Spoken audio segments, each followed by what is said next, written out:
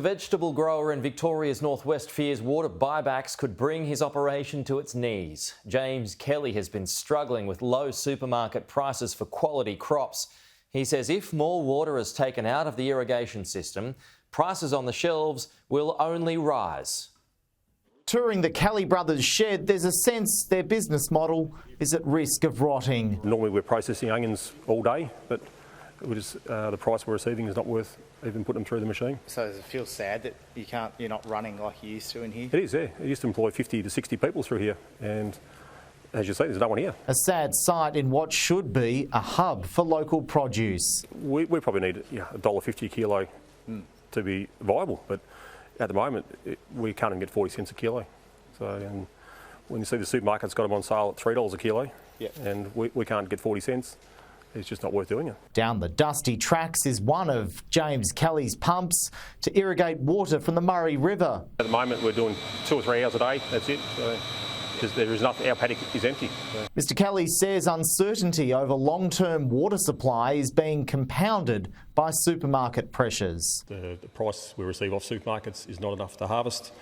The water is always an issue. If they certainly bring in some water buybacks, it's going to make it very hard to grow vegetables here. He says shoppers in capital cities need to pay attention. The public should know what's happening and what's going to happen if more water comes out of the system. The food won't be available for you. Only a week ago, the Kelly brothers had this entire paddock full of cabbage. They then decided to plough it in because it wasn't sustainable for them to keep growing it because of the price that supermarkets are placing on the crop. And if water buybacks become more of an issue, it could bring this farm to its knees. We're almost on our knees now. It's got to the point where we're probably not going to grow a lot of vegetables next year. Fellow Yarrawonga farmer Evan Ryan also has concerns over the federal Murray-Darling River plan. The main effect is the cost of accessing water is much higher. So, water is a traded commodity, just like petrol or sugar or coal or oil or anything else, and which is quite ridiculous when you think about it. And it could exacerbate the cost of living crisis. All it's going to do is put the price of fruit and vegetables up. The end consumer is going to pay more for the product they shouldn't have to. Simon Love, Sky News. And on that, we've got the Water Minister with us right now, Tanya Plibersek. Good morning to you. So just further to that, if more water is taken out of the system for those farmers, do you expect prices to rise? Is that an inevitability? Absolutely not, because 2011-2012 was a year where there was the highest amount of water purchase, close to 500 gigalitres that year. Food and beverage prices actually fell by 3.2%, so the two don't automatically go hand in hand. What I would say is I've got every sympathy with those farmers who are being pressured to accept very low prices from our supermarkets. It is one of the problems with having such a concentration of ownership of supermarkets in Australia, and it is something that I accept absolutely, that farmers are pressured to take those very low prices because they don't have a lot of options when it comes to selling their produce. So we do need to continue to work on more contestability, more competition in the Australian supermarket sector. On the Murray-Darling Basin Plan, I have to say this. We have passed legislation through the Parliament that gives more time to deliver the plan, so there's less pressure, more options, so water buybacks are not the first and only option, but they have to be part of the plan. It gives more money, so there'll be money there for supporting communities if there are negative consequences of buybacks. And there's more accountability as well to make sure that we get the plan done.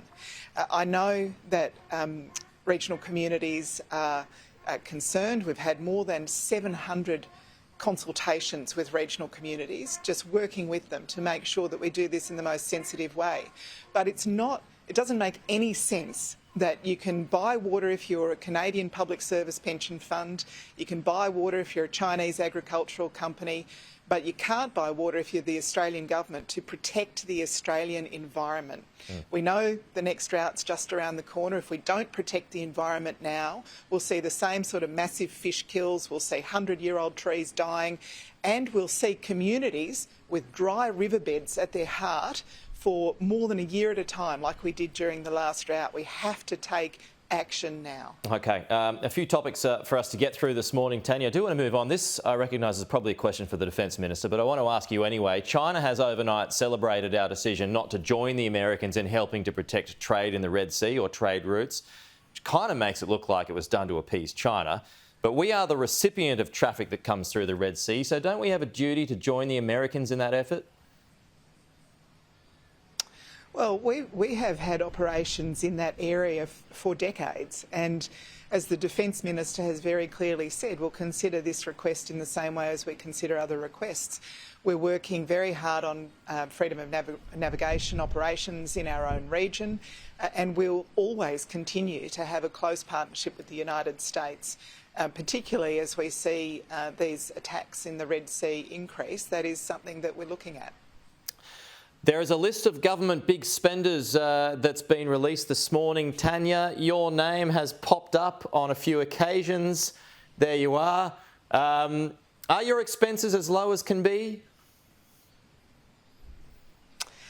They are, absolutely, and I think about every dollar of taxpayers' money that I spend.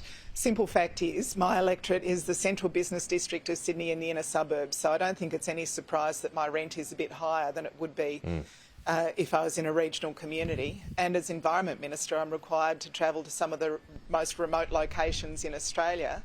I just wouldn't be doing my job if I didn't do some of that travel, but I am careful all the time. Everything is within entitlement.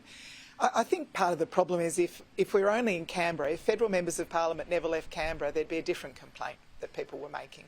You're probably right about that. Now, I think I can hear the seals behind you. You're at Taronga Zoo this morning. What's happening there, Tanya? Yeah, I am.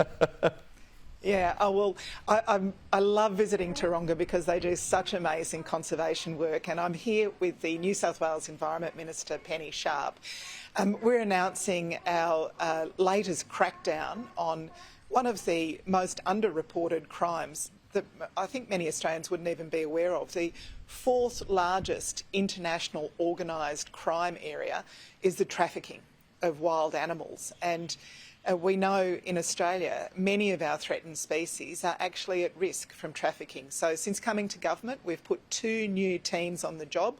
We've got tough cops on the beat, making sure that our native animals aren't, they're shoved into boxes or into poster tubes and sent overseas. It's cruel. It's cruel to the animals, and it also increases the risks to some of these threatened species. The government's spending about $500 million to better protect our threatened plants and animals, and one of the areas that we really have upped our efforts is in this organised crime, catching people who are trafficking our animals. We've had 8 operations since May this year. 7 of them are currently before the courts. 2 people have been jailed.